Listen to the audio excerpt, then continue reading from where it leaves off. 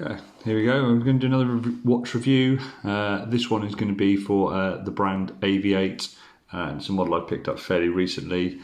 I'll just go through the usual stuff. So I'll cover the brand, the watch model, and then talk through what I've got. So the AVI-8 brand, they're a UK-based brand, although they generally just literally have a shipping address into the UK. Their theme is very much around sort of military aviation industry type watches. They do some like what you'd call a standard aviator watch, but a lot of the watches are more homages to either famous people in the aviation military industry or helicopters slash planes, etc., etc. Any aircraft or those that have been sort of featured. That's what they tend to focus on.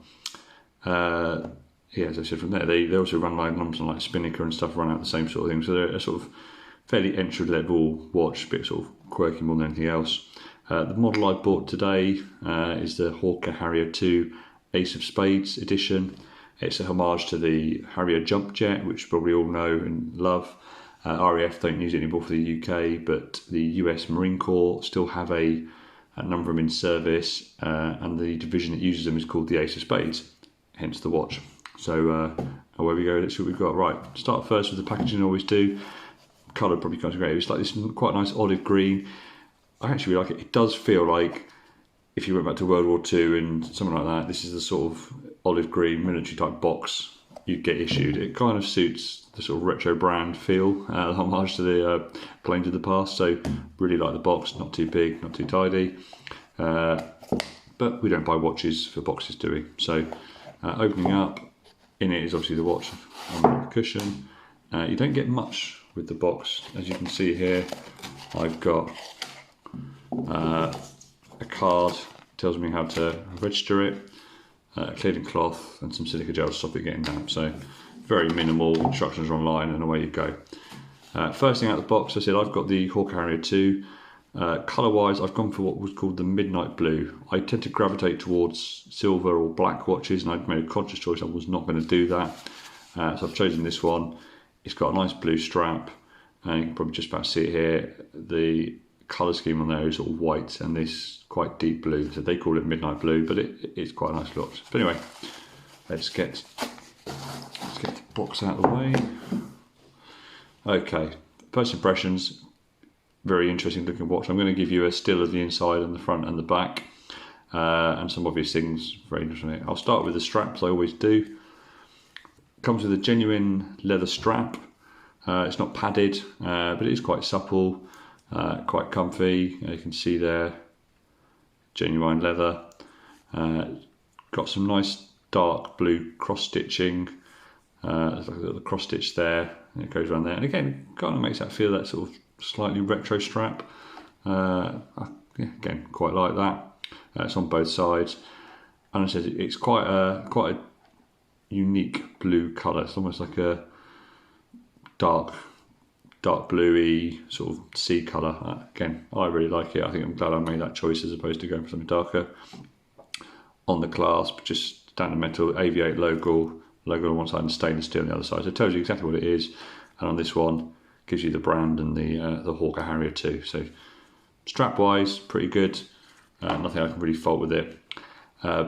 I'll do the outside essentially of the watch before I go into the intricate details of it. It is quite a big watch. I think it's just under 44 mils, standard size for the sort of lug between the things, and you can see the lugs there. So it is bigger than what it looks. If you had a small wrist, it would sit quite big on it. They tend to, most of their watch brands tend to be quite big, so that's one thing to watch out for.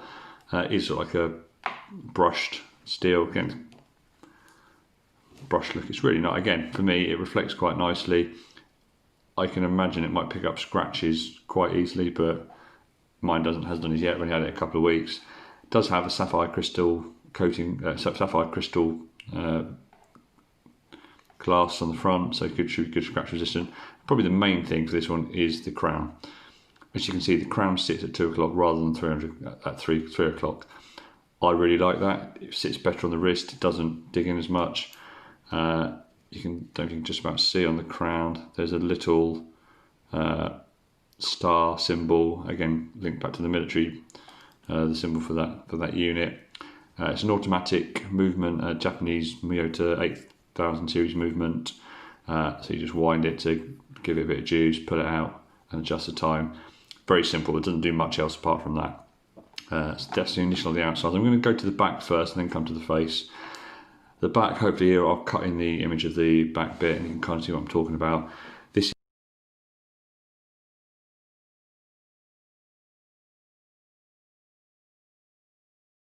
is the winning bit of the watch for me. I still catch myself looking at it now. A number of great features in it. I'll come to the rotor in a second. First thing first, it's not quite flush. So actually, if you run your finger over the bag, it does ridge up where the case back is. So you can see the movement and then back down again. Not noticeable if you're wearing your wrists uncomfortable, but it isn't flush. It would have been maybe something that had they been nice just to make that a bit flusher. Would have been, you know, the piece of resistance on it.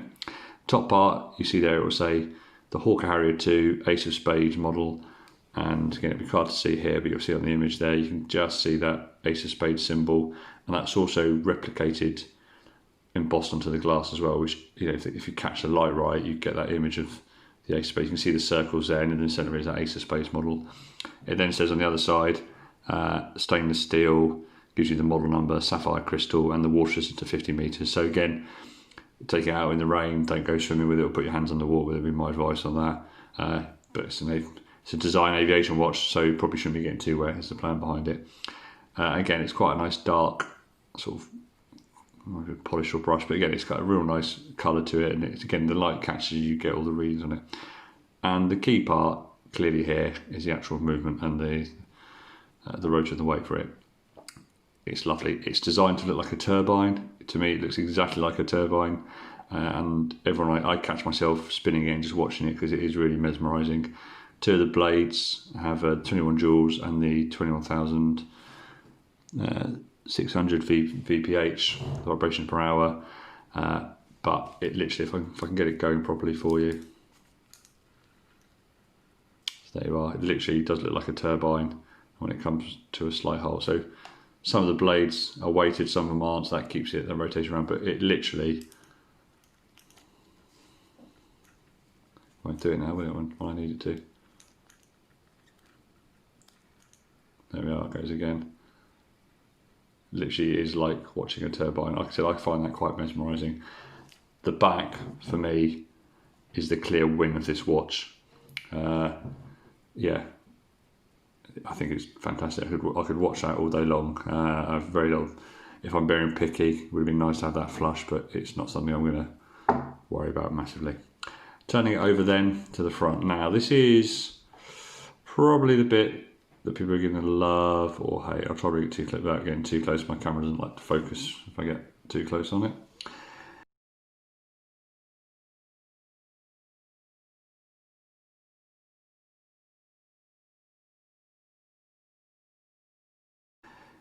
There's a lot going on. It is a very busy face, a lot of form, not so much function is probably how I'm going to summarise this. So the first part, starting from top working in, you've got, it's almost a watch of two halves. At the 55 and 25 mark, you see those big metal indices. There are apparently about 30 odd components, so it's very three-dimensional and lots of bits and bobs made into the face of this watch. At that point there, you probably can't see it in this light, but you can see there the top bits, the indices there are all white on a black background, and as you go past there, they're grey with they're black indices on a grey background, so pretty much impossible to read. So you basically get half of it where you can, it's quite easy to tell the time, the other half you haven't got a clue where it's been told. This bit here, apparently it's supposed to represent sort of like the jump off angles. The Harrier jump jet can take off vertically or forwards. That's supposed to represent the sort of angles you get on the side of the engines. Again, all that homage to it. The 0, 5, 10, 15, 20 are all loomed. That and that, the hands are, nothing else is. So again, at night it's slightly odd looking. You only get a certain bit loomed up. The AVI-8 brand below it. Then you've got this sort of, again, you'll see on the thing, it's almost like a, I don't know, reverse E, for want of a better word. And if you look at the actual Harrier jump jet, you can see that near the engine intakes. Yeah, that tends to be a similar pattern, so that's really where they've replicated it from. The first part here on the left then is a 24-hour gauge, 24-hour sort of marker. not much use if I'm really honest. The hand's getting in the way of it quite a lot, so it's hard to work out what's going on. In the middle of it, there is a little hand that will tell you what hour of the day it is. It looks nice because it's three-dimensional. Again, you've got an outer ring, below it a sub ring, and then the actual marker for the 0 to 24. The 0 and the 12 are embossed and raised, everything else is lower than it. And again, it looks like a little very much like literally like your military sort of targeting system. And so you can see the indices here. The top one has like 4 markers, then the others, main ones that have the 2, 4, 6, 8 and 10 all have slightly more embossed ones. Looks really nice, but it gets obscured quite a lot. And to be honest, I can't know which time of the day. If it's 10:30 as it is now, I know it's 10:30 in the morning because I know what time of day it is. So I don't know really how much use that is. Again, nice to look at, interesting bit of detail, but not really massively useful. Moving across, you get a bit of blue, which is the Harrier 2, and then you've got what is the second dial. Again, this looks really cool, but from a useful point of view, it's nearly impossible to use. So again, what you've got is a little window there with some markers to try and line up what it is. The only time you can actually tell what the second hand is when there's the white writing comes through and it lines up perfectly in that. So every 10 seconds, so every like the 30, so 15, so 5, 15, 25, etc. are all in white. You can tell what the second hand is. Other than that, you've got no clue what the second hand is. Again, I like the idea. I like the idea of the second dial turning and that stuff, and it's quite a unique, cool looking feature, but it is useless when you're trying to actually use it. Not that this is a watch you're going to be counting down the seconds and like timing something for that sort of thing. So I guess it's one of those, it looks cool, doesn't really do very much. And then as you move down, just says the fact it's automatic and the 21,600 VPH. So that's the face. It is a busy dial. I said what is really good about it is really three-dimensional. And the top of it, obviously, what I'm covered is the hands. You do have just the 2 hands. Again, you probably can't quite see it, but the hour hand has almost like a little T-shaped counterweight, almost like gives you the impression of almost like a bit of like a bomb. Not sure it's supposed to do that or not because it hasn't got it on the minute hand, but again, it looks quite good. They're loomed up and they're fairly easy, and again, I quite like the fact that they're quite sharp pointed. It gives that real sharp feel to it.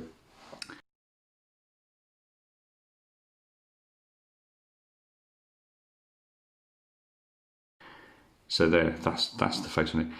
It is very busy. There's no date on it. There's no space for a date on it. If they tried to put a date on it, it would be even more clustered.